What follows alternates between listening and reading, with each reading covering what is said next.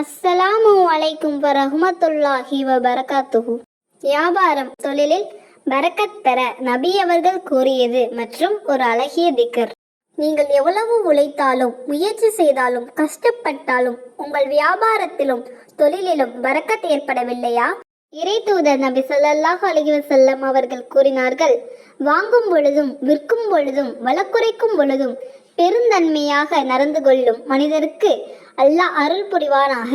எல்லாம் வல்ல அல்லாஹ்வின் மேல் நம்பிக்கையுடன் இந்த திக்ரை ஓதுங்கள். அந்த திக்ர், லில்லாஹி மா ஃபிஸ் ஸமாவாதி வல் அர்லி இன்னல்லாஹு ஹுவல் கனியுல் ஹமீத்.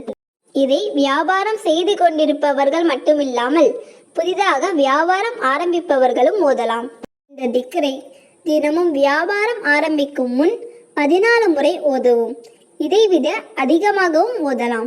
மற்றொரு ஹதீஸில் வருவதாவது, உண்மை நாணயம் உள்ள வியாபாரி மறுமை நாளில் நபிமார்கள், உண்மையாளர்கள், ஷஹீதுகள் ஆகியோருடன் இருப்பார்.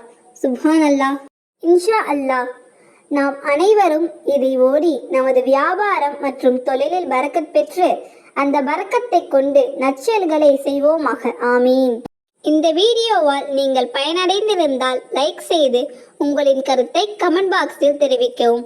மேலும் மற்றவருக்கும் ஷேர் செய்து பிறருக்கும் நன்மை கிடைக்க செய்யுங்கள்.